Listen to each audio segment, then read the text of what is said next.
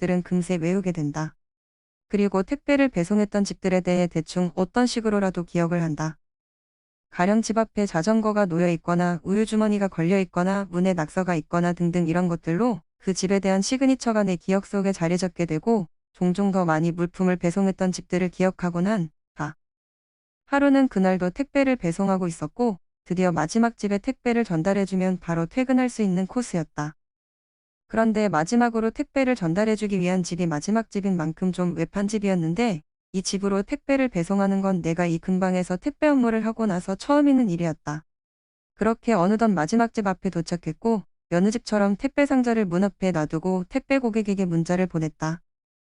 문 앞으로 택배를 배송했으니 찾아가라는 문자를 보낸 것이다. 그리고 나는 이제 퇴근 준비를 하려고 오던 길을 다시 되돌아가고 있었는데 얼마 못 가 갑자기 전화가 오는 것이다. 받아보니 좀 전에 내가 택배를 놔두고 온 마지막 집에서 온 전화였다. 목소리를 들어보니 50대 정도의 아줌마였는데 나보고 대체 택배가 어딨냐고 하는 것이었다. 그래서 난 문 앞에 놔드렸다며 다시 확인해 보시라고 하니까 아줌마는 급구적이는 택배가 어딨는지 당최 모르겠으니 어서 다시 와서 택배 찾아주고 가라고 하는 것이었다. 방금 문 앞에 놔둔 택배가 사라질 리도 없어서 난 순간 어이도 없고 그랬지만 뭐 처음 가는 집이니 이번 한 번만은 다시 가서 택배가 어딨는지 제대로 알려주고 와야겠다 하는 마음으로 그 집으로 다시 향했다.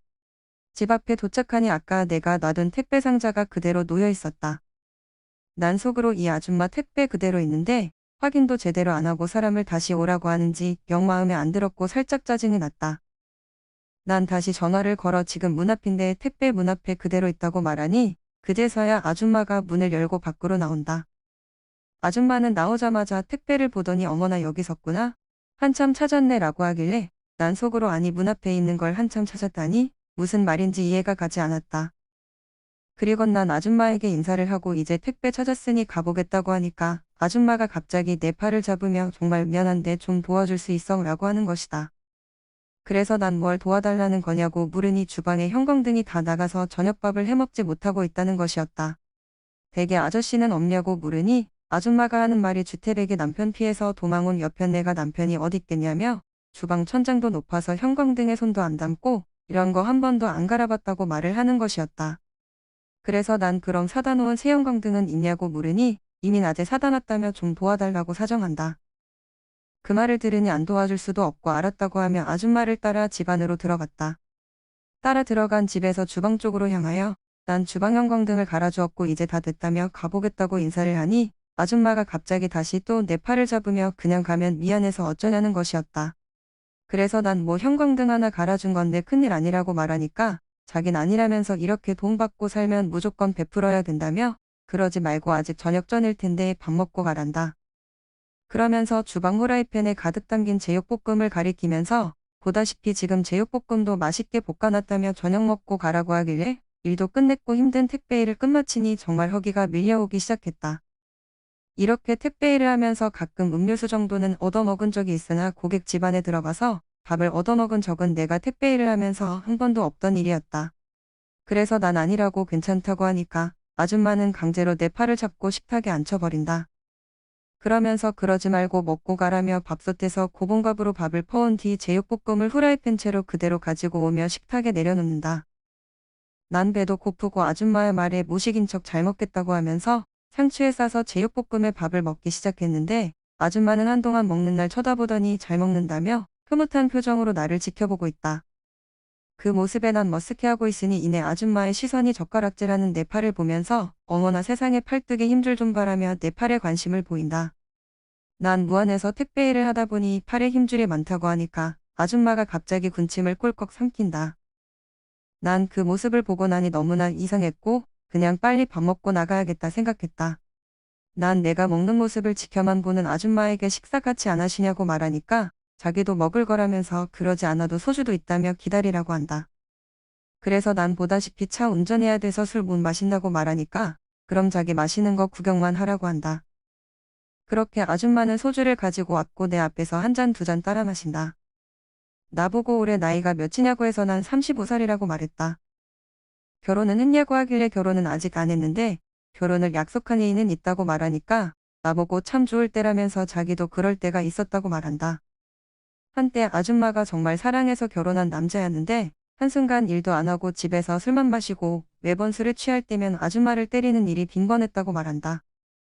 그래서 온몸에 멍이 다 들고 밖에 나가기가 무서웠다고 말하며 밖에 나가면 사람들이 내가 남편에게 매맞고 사는 걸 알 테니 그게 두려웠다고 하는데 왜 이렇게 순간이 아줌마가 안쓰럽게 다가오는지 그 오랜 세월을 참고 살아온 아줌마의 나이가 궁금해서 그래서 아줌마는 올해로 나이가 어떻게 되시냐고 여쭤보니 59세라며 환갑도 얼마 안 남았다고 하는 것이다. 그러면서 자기가 결혼만 잘해서 애를 낳았으면 딱 내 나이 정도 됐을 거라고 말하니 나도 뭔가 이 아줌마가 사연이 많고 좀 아쉬운 인생을 사셨나 보다 생각이 들었다. 아줌마는 그러면서 다시 또 소주를 따라서 홀짝홀짝 마셔댔고 난 어느덧 밥 한 공기를 다 비워서 자리에서 일어나려고 했다. 아줌마는 나에게 갈 거냐고 하길래 정말 잘 먹었다고 말하며 가보겠다고 하니까 아줌마가 갑자기 덥다며 옷가지를 하나씩 풀어 헤치기 시작한다.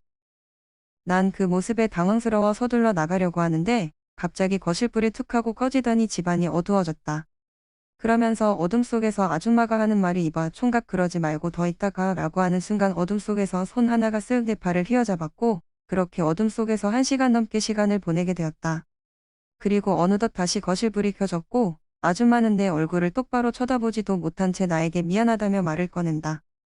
자기가 주책 맞았다면서 주태백이 남편과 30년 넘게 살면서 한 번도 행복한 적 없었고 부부 생활도 원만해 본 적 없었다면서 늦은 나이에 이혼이란 것도 못 해보고 몇 년 전 아무 생각 없이 집을 나왔고 이렇게 혼자 살게 되었다고 한다. 그런데 이렇게 막상 혼자 살다 보니 아는 것도 없고 모르는 것도 많고 외롭고 무섭고 힘들었다면서 그래서 나한테 정말 미안하다고 말을 하는 것이었다. 난 그 상황에서 위로도 할 수 없었다. 지금 내 상황이 나 역시도 무지 당황스러웠으니 말이다. 그래서 난 아줌마에게 별다른 말을 하지 않고 그 집에서 나오게 되었다. 그 뒤로도 몇 번이고 그 집 앞에 택배를 놔두고 오는 일이 있었지만 그 아줌마는 한 번도 마주치지 못했다. 내심 그 아줌마가 어쩌면 나에게 다시 문자나 전화를 해서 택배가 어딨는지 모르겠다고 저번처럼 말을 꺼내거나 혹은 저번처럼 밥 먹고 가라고 말을 한다면 솔직히 난 다시 또 그 집 안으로 들어갈 것 같다. 택배기사 일을 오래 했다면 오래 해본 내가 고객과 있었던 일 중에서 지금껏 가장 기억에 남는 에피소드 중 하나이다.